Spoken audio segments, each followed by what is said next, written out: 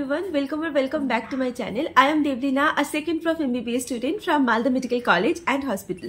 আজকে আমি তোমাদের সাথে শেয়ার করব organic chemistry strategy.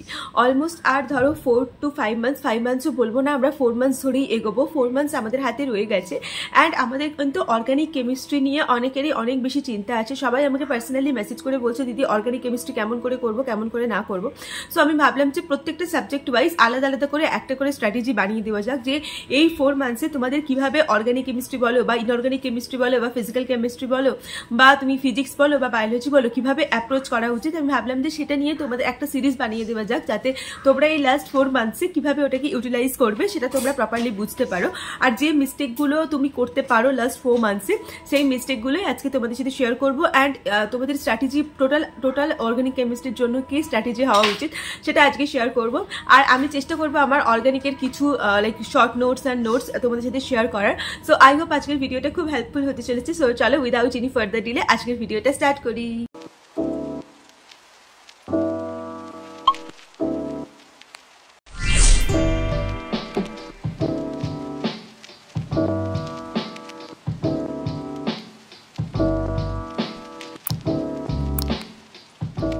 All know NEET date has been announced in 5th May 2024. That's why Physics Wala has launched NEET Ultimate Crash Course for 2024 Dropper Batch. It has 2 courses. One is basic course. The price of the course is 2,500 and plus version that is 4,000. But if you use my code that is DB150, you will get 150 rupees ultimate discount.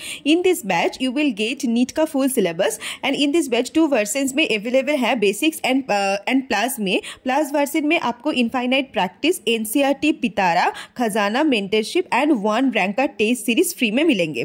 India के top educators जो आपको बनाएंगे physics, chemistry, botany, zoology में perfect. Classes will be 6 days a week and all the lectures will be recorded format, daily practice problem with their video solution and quiz format. PDF notes of each classes will also be uploaded on PW Made It app. Scheduled test will be held according to the planner. Each batch has its own sets of book which you can purchase using the link given in the description box below. So go and check it out. My coupon code is also given in the description box below. So go and check it out. Thank you. Okay, so organic কেমিস্ট্রির জন্য একদম প্রথমে যে পার্টটা আমার মনে হয় তোমাদের সাথে শেয়ার করা উচিত সেটা হচ্ছে জিওসি পার্ট। আমি নিজে পার্সোনালি জিওসি নিয়ে খুব ভয় পেতাম এবং এরকম অনেক সিচুয়েশন হয়েছে, অনেক জায়গা হয়েছে যেখানে আমার সমস্ত চ্যাপ্টার ভালোভাবে রেডি ছিল, বাট জিওসির পোর্শনটা আমার একদমই রেডি ছিল না, বা জিওসি থেকে কোশ্চেন আসলে আমি একদমই করতে পারতাম না। দেখো, একটা মিসকনসেপশন তোমাদের সবার মধ্যে আছে এবং সেটা আমি বলবো সবাই মানে অনেকে মিলেই ক্রিয়েট করে। সেটা হচ্ছে বলে কি জিওসিতে খুব ভালো না হলে তাহলে নাকি অন্য চ্যাপ্টারগুলো করা যায় না। বাট অ্যাকচুয়ালি আমাদের যে মানে কেমিস্ট্রিটা আছে, আমাদের ক্লাস নিটের সিলেবাসে যে কেমিস্ট্রিটা আছে সেটা কিন্তু অত ডেপথ অ্যান্ড অল থেকে কিছু জিজ্ঞাসা করে না, খুব বেসিক লেভেলে একটা কেমিস্ট্রি জিজ্ঞাসা করে অর্গানিক কেমিস্ট্রি। তো সেখানে দাঁড়িয়ে আমার মনে হয় না জিওসিতে তোমাকে একদম দা মাস্টার হতে হবে তারপরে গিয়ে তুমি সবগুলো করতে পারবে, ওরকম কোনো ব্যাপার নেই। যদি কারোর ক্ষেত্রে এরকম হয়ে থাকে, দেখো এখন আর তোমাদের কাছে অত সময় নেই যে তুমি জিওসি পড়বে 1 মাস ধরে, ঠিক আছে? তোমাকে এখন যত তাড়াতাড়ি সম্ভব সিলেবাসটাকে র্যাপ আপ করতে হবে। তার জন্য ক্লাস 12-এর যে চ্যাপ্টারগুলো আছে, আমি তো পুরো বই নিয়েই বসেছি তোমাদের সাথে শেয়ার করবো বলে। সো ক্লাস 12-এর যে চ্যাপ্টারগুলো আছে তার মানে হচ্ছে haloalkanes, haloarenes, alcohol, phenol, ether, aldehyde, ketone, carboxylic acid, amines, biomolecules, polymer. ঠিক আছে, বায়োমলিকিউলস পলিমারের কথা আমি পরে বলছি। আমি প্রথমে ক্লাস 12-এর যে চ্যাপ্টারগুলো আছে, ক্লাস 11-এর যে চ্যাপ্টারগুলো তোমরা পড়েছো, যদি একবারও কারোর জিওসি পড়া থাকে বা একটু আধটু বোঝা থাকে, দরকার নেই খুব বেশি যে জিওসি তোমাদের এই চ্যাপ্টারগুলোতে কাজে লাগবে তার কিন্তু কোনো মানে নেই। তো আমি সবার আগে তোমাদের বলবো যে ক্লাস 12-এর চ্যাপ্টারগুলো সিকোয়েন্সিয়ালি করতে শুরু করো। হ্যালোঅ্যালকেনস, হ্যালোঅ্যারিনস কি করবে তোমাদের এখন একটাই কাজ, জাস্ট এনসিইআরটিটা নিয়ে বসবে, এনসিইআরটিটা রিডিং দেবে। আর এনসিইআরটির কিছু কিছু জায়গায় যে জিনিসগুলো আছে সেগুলো দেখো। আইইউপিএসসি নমিনক্লেচারের জন্য তোমাদের করে কিন্তু আলাদা করে ভিডিও দেখতে হবে।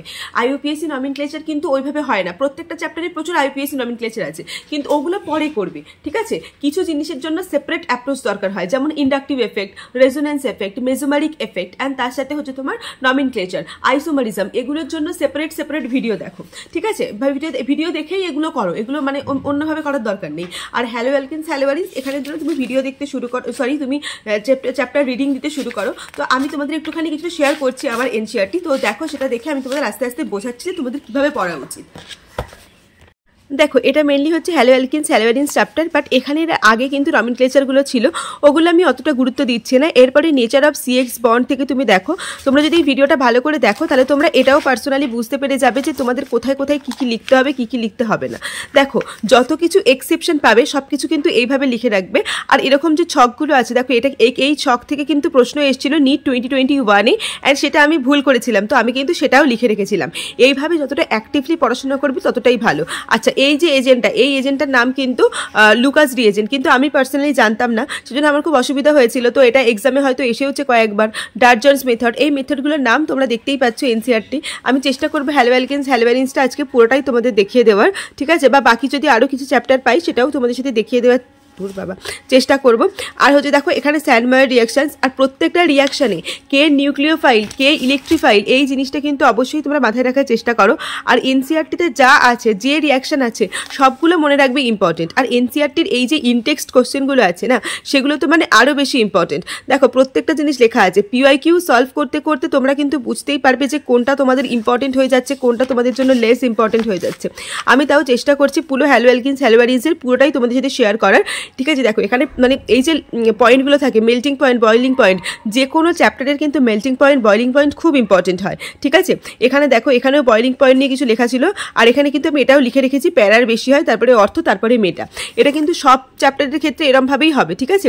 এখানে দেখো অ্যালেনের মক টেস্ট দিয়েছিলাম, সেই মক টেস্টটা রং হয়েছিল, ঠিক আছে। তো সেই জন্য আমি এটা এখানে লিখে রেখেছি, তাহলে তোমরা বুঝতেই পারছো যে কীভাবে তোমাদের এনসিআরটিটাকে রিডিং দিতে হবে। প্রত্যেকটা ইনটেক্সট কোশ্চেন কিন্তু ইম্পর্টেন্ট, আর প্রত্যেকটা রিয়াকশানও ইম্পর্টেন্ট। সেই রিয়াকশানটা নিউক্লিওফিলিক রিয়াকশন হচ্ছে নাকি তোমার ইলেকট্রোফিলিক রিয়াকশন হচ্ছে, নিউক্লিয়ার সাবস্টিটিউশন হচ্ছে না অ্যাডিশন হচ্ছে, তো সবগুলোই কিন্তু আলাদা আলাদা করে বোঝাটা খুব ইম্পর্টেন্ট। এটা আমি তোমাদের সাথে যে চ্যাপ্টারটা শেয়ার করছি সেটা হচ্ছে হ্যালো অ্যালকিনস হ্যালোয়ারিনস। দেখো এখানের এই যে কোশ্চেনগুলো, এগুলোও কিন্তু ইম্পর্টেন্ট। অনেক সময় কী হয় বলো তো, এরকম জায়গা থেকে লাইন তুলে কোশ্চেন আসে না, তখন আমাদের আর কিছু করার থাকে না, কারণ এই চ্যাপ্টারগুলো তুমি যেভাবেই পড়ো না কেন, লাইন তুলে যদি কোশ্চেন আসে তাহলে তোমাকে কিন্তু ডিরেক্টলি পড়তে হবে। তো প্রত্যেকটা চ্যাপ্টারকে এইভাবেই পড়ো। আর লাস্টে এই যে ইউজেসগুলো আছে বা লাস্টে এই যে তোমার অ্যাপ্লিকেশনসগুলো আছে, সেগুলো অনেকেই তোমরা মিস করে যাও। এখানে সব লাইন যে ইম্পর্টেন্ট আমি বলবো না, সব লাইন এরকমভাবে ইম্পর্টেন্ট থাকে না, কিন্তু যে লাইনগুলো ইম্পর্টেন্ট থাকে সেগুলো তো অবশ্যই পড়তে হবে। প্রত্যেকটা লাইন ইম্পর্টেন্ট, কেউ কিন্তু এনসিআরটি কোনোভাবেই ছেড়ে যাওয়ার কথা ভেবো না।